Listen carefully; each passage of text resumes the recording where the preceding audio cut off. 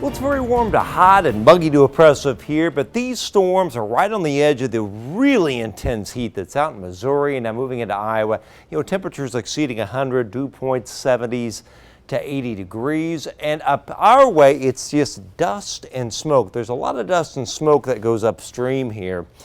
And I really feel like the depth of that dust and smoke has warmed that layer of the atmosphere to such a degree, it's really enhanced the cap or the lid we have. So even though we've got a little spin here, an old disturbance from a complex of storms in the plains, we call it an MCV, even though that's sliding southeastward, at the very most an isolated shower this evening. Otherwise we'll just pick up a few more of these clouds mixed with this dusty, smoky haze around. But then we watch whatever develops up in Iowa, whatever happens with the storms in Nebraska. Those kind of follow the dome of heat southeastward. It's not out of the question. Some of those could clip our southwest counties come tomorrow morning at 68 to 73 for lows. And it's not out of the question that there could be an isolated strong to severe gust. We'll show you more on that very shortly. But there's your dust that we've got out there right now.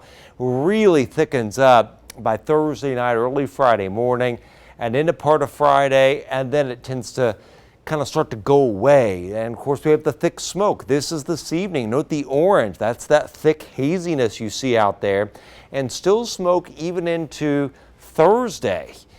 And we mix some of that smoke near the ground. Look at the clock here. This is right through tomorrow morning, and tomorrow itself, the blues, that's some of the smoke mixing down to the ground. So you may have a scratchy throat, headache. If you've got asthma, you're going to notice it. Some of that smoke mixing down. And again, thick dust, thick smoke can cap things a little bit. So we may have at least some storms kind of clip our southwest, but they may be weakening as they come in. Regardless, be aware of that outside thought of a strong to severe gust, very isolated.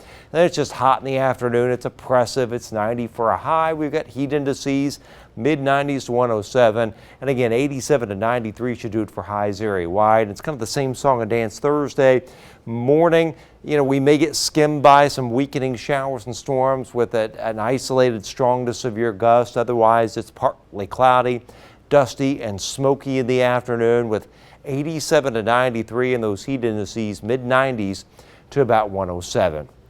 So there's overnight. That's 4 o'clock in the morning. This is towards tomorrow morning and midday. Again, this is the model is showing a weakening area of showers and storms right here over the southwest. Pretty much Lafayette, Fowler, and southwestward. Right there, kind of swinging through, continuing to weaken with the capping we've got in place, and then we're fine. And then we watch this round out here, again weakening the way it looks right now. This is 5 o'clock in the morning on Thursday. Again, it's kind of down here in our southwest where that comes through, and then just at least some scattered shower storms Friday, and then the heat kind of dominates for a while before a cold front eventually tries to come in. It would cool off a little bit a week from this Friday, and I can show you that right now. 84, 86, 87 for the weekend. It's still a hair humid, and then it's hot and humid next week. 91 Tuesday, 90s Wednesday, Thursday, and then it gets a little cooler after some storms with 80s next Friday.